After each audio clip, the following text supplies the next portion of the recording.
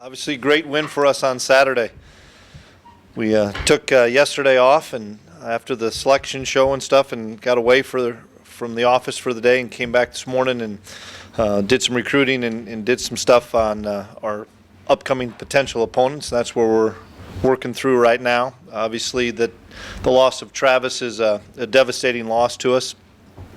On defense, kind of one of the heart and souls of our unit for the last 4 years, a guy that's played as much football as he has and has been as valuable as he has to our program the last 4 years, doing everything from that linebacker and nickel position will be really difficult for us to replace. You can't replace Travis back. He's just, he's played in 56, 57, 58 football games. What a career he's had, and my heart goes out to him, and he'll have surgery either later this week or first part of next week. But that being said, we've got to be able to move forward, and we'll practice a couple of days this week. Work one day with Montana State, work one day with South Dakota State, and see how that game plays out, and get Nick DeLuca a lot more reps, get MJ and Pierre and Bo a lot more reps, and see what we can do. But it'll be a good week for us to get some guys healthy that are banged up right now, and we'll move forward. So I'll take any questions. A lot of exciting news this week to get that bubble up. How important is that for you guys? Oh, it's great. I mean, it's such an unbelievable recruiting tool for us.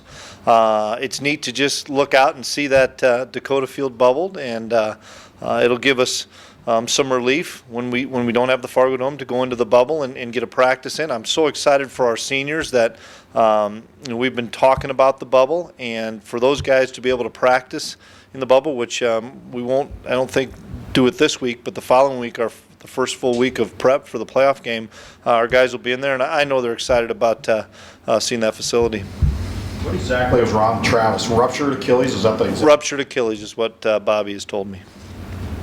So are you more apt, Chris, do you think, to move LJ outside and start Nick, or are you want to keep LJ inside and maybe play one of those other guys? Or how? Well, we'll do both. We've got to have plan A and plan B. Some of it will be dictated a little bit on what we see offensive personnel-wise. If it's a team like our offense that would be more two tight end stuff, maybe we'd put Nick in there and have LJ play the outside backer. If it's more spread stuff, then we'll probably keep LJ inside and have Champ play the nickel spot and bring in Demps or bring in Colvin. It'll be kind of dependent on the offense we face, but we've got to be able to rep it either way because our margin of error just got one less. And so if we lose a safety, a linebacker, a corner, where's our next move? What do we do next? And that's where we've got to do a great job this week being creative as coaches. Anybody else that may not be ready in 2 weeks? No, I don't believe so. They're all getting treatment now, but I think all the guys that either were nicked up or played a little bit like a CJ or a Vaudelin or Albers, I envision all those guys being back for the playoff game in December.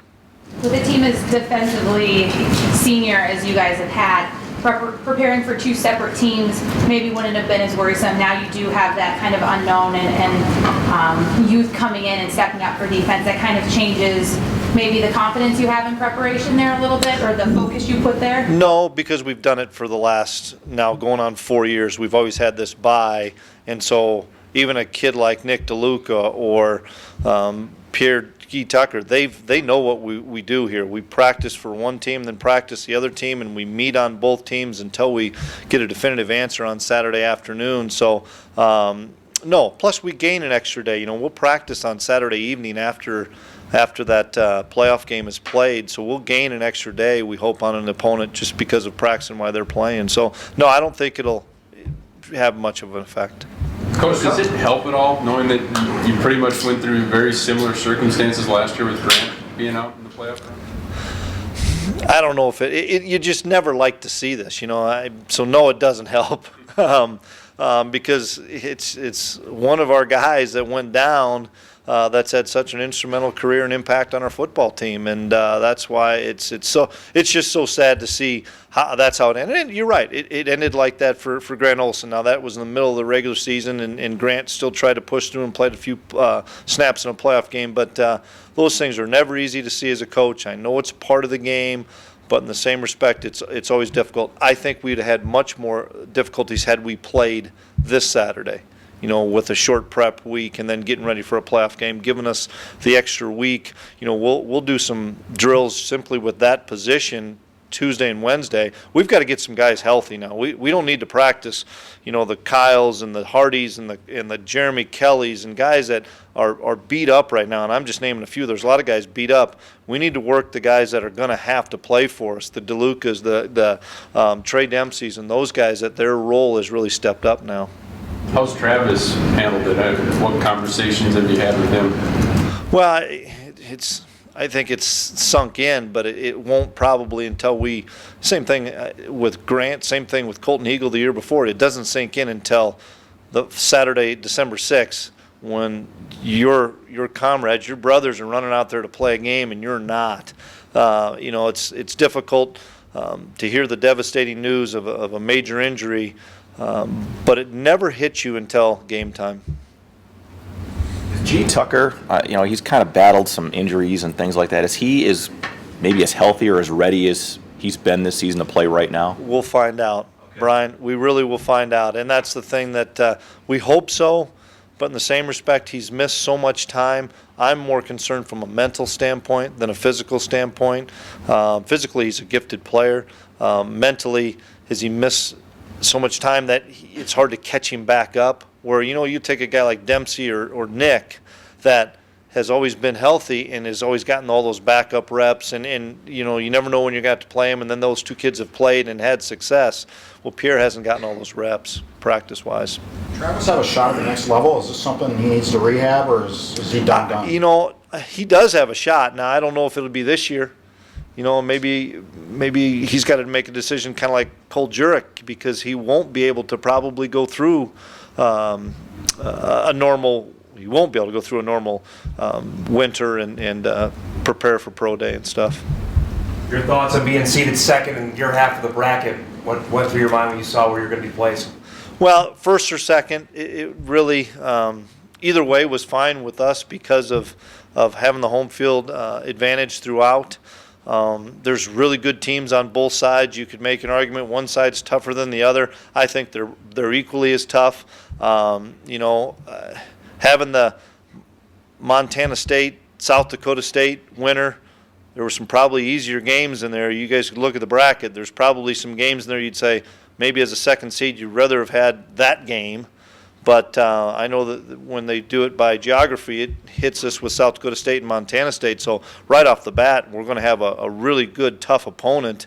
And then from there, just everybody's good now, especially those seeded teams and those other ones. You guys know the ones that scare you when you look at it, and then from the conferences that scare you. And we're going to play a team from either our league or from the Big Sky, two great conferences, great leagues that we're going to have our hands full in week one. Do you think the Valley finally got the respect it's been asking for after having 5 teams make the playoffs?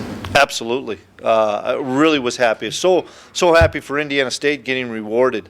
I know they finished 7-5, but they beat Ball State, and I think their win that secured them the berth was the Liberty win. They beat Liberty pretty handily, and Liberty goes and beats Coastal Carolina. Wasn't that at Coastal Carolina? At Coastal Carolina. So if that got Liberty in, I know if they were looking to find that team late, I thought Indiana State definitely deserved it. What was your reaction when you saw Northern Iowa, Illinois State, and Eastern Washington all on the other side of the bracket?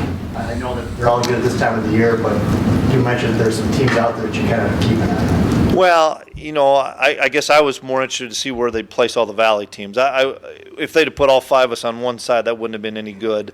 But I also look at, Montana having to go to Eastern Washington if they win their game. Boy, there's a great rivalry right off the bat. I've been in enough Northern Iowa, Illinois State games that I'm sure both those teams look at it and say, oh, great. We're going to get to battle each other again, and that was a really competitive game, and it's always been for several years.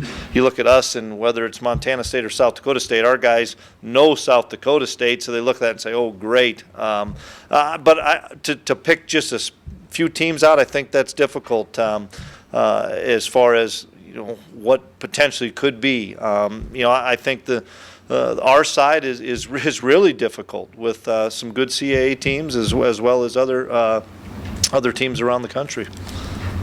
Back to the team for a second. With Carson his ability to run the football, has his proficiency doing that surprised you guys at all, how successful he's been? Absolutely not. We had not tackled that kid as a scout team quarterback for 2 years. Travis and LJ and Colton and Duds, they would tell you a lot. I'm glad we don't have to tackle him because he ran away from us as a freshman and as a redshirt freshman when he came down on our end and scout team. His speed is so deceiving. He's a really fast kid, and I think people are finding that out. And then we've never questioned his toughness. He's always been an unbelievably tough guy. He's hurting. You know, he's another guy. He's had a shoulder, he's had an ankle, but he just keeps coming to play every Saturday for his teammates. And this week will be good for him to get himself healthy because we're going to have to utilize Carson in the running game, similar to what we did against Youngstown State, for us to be able to be successful in the postseason. Are you guys executing a similar bye week and practice schedule that you guys had last year with the playoffs, or have you implemented maybe some new things under your reign? Just because we have so many more inexperienced guys, we're probably going to do a little bit more. We're not going to do any more hitting, but we're going to do a few more things schematically so we can get some guys up to speed that may have to play. But we've got to make sure that those kids, and we all know who they are, that have played anywhere between 35 and upper 50s games, get their rest. But we'll probably do a little bit more. You like having the bye week, or you kind of just wish you could get out and start playing this week? No, let's have the bye. You know, and you'd ask all our players too. You know, when was our bye? Right after Montana, and we talked about it. You know, we've got 8 really tough games in the Missouri Valley Conference. They're going to be physical battles, and you have no idea how hard it is to practice on a limited basis Tuesday, practice on a limited basis Wednesday, or not practice at all, and then find a way to get your body ready to go to play 60 to 80 snaps in the trenches in this league. And so we've got to get ourselves healed up. Plus, I just think mentally you get a chance to take a break and a breath, and it helps that it comes around Thanksgiving. So some of our guys will get an opportunity to go home if they don't have to travel that far. The other ones will stay here with us as coaches and families and spend their Thanksgiving with our families, just to relax and not think about football. We're not doing anything today. Coach Kramer's lifting them, and they're not doing anything football. So they've had Sunday and Monday. They'll also get Thursday and Friday. Those 4 days of just relaxing and not having to worry about a game plan or football are instrumental this time of year. How special are those Thanksgiving memories for a team and a football family like this?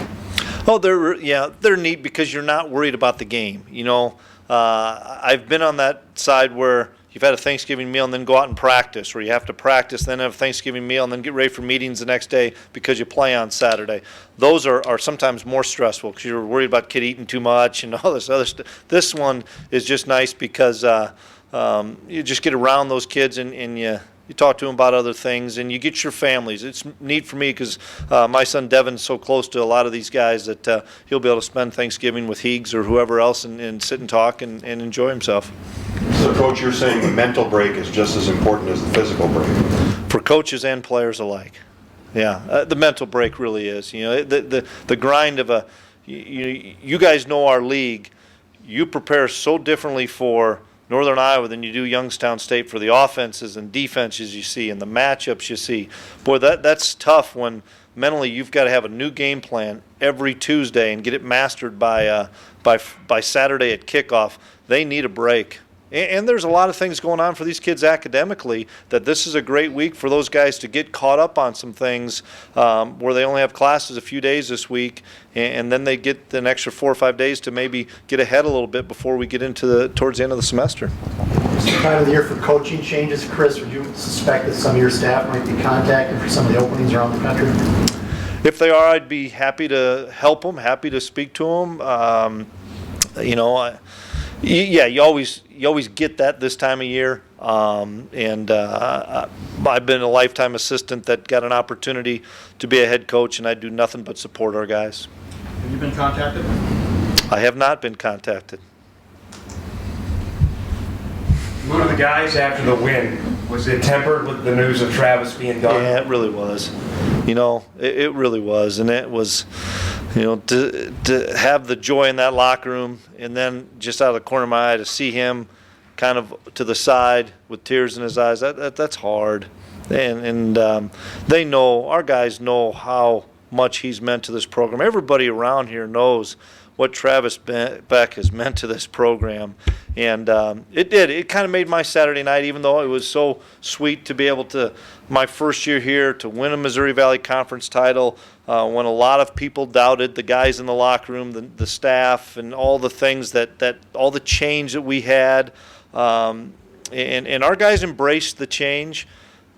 But even when I got home on Saturday night, I just had that sick feeling in my stomach because, you know, as I've told you guys and I've told those guys, it's not guys like Travis Beck. I wouldn't be in this position I am in right now. Are you already breaking down? I mean, will you have guys break down film of both teams so that literally on Saturday after the game you can already start implementing things? Yeah. I'm really glad I'm the head coach and not an assistant this time of year because you literally take Tuesday and you break down and you have a full practice for Tuesday on Montana State. Then you have a full practice for Wednesday on South Dakota State. And then we'll work on Friday breaking down both again. And then on Saturday morning we'll come in and we'll have all of our inside run cards for 30 cards, both teams. All of our team cards, which is 150 cards for both teams. All of our 7-on-7 cards for both teams. All of our special teams cards for both teams. And then as that game goes on, you'll see Coach Gazer just ripping a card up. And then all of a sudden, at the end of that thing, you'll take a whole stack of cards and throw them in the garbage. And I'll say, hope you guys get ready for practice. Now, Polasek, you'll talk to him. He'll roll the dice now. He'll roll the dice. 3 years ago when we had between JMU and Eastern Kentucky, we were playing that game, Coach Bull saw him going out to Buffalo Wild Wings on a Saturday at 1. He goes, Tim, aren't you ready for practice? He goes, I've got it. James Madison's winning. If Eastern Kentucky wins, I'm in trouble. But I'm putting all my stock into JMU. He was right, but we didn't do that on defense. We had equal cards on each side. But it's a lot of wasted work that you're going to end up throwing away. But you got to do it so that you can get your guys prepared.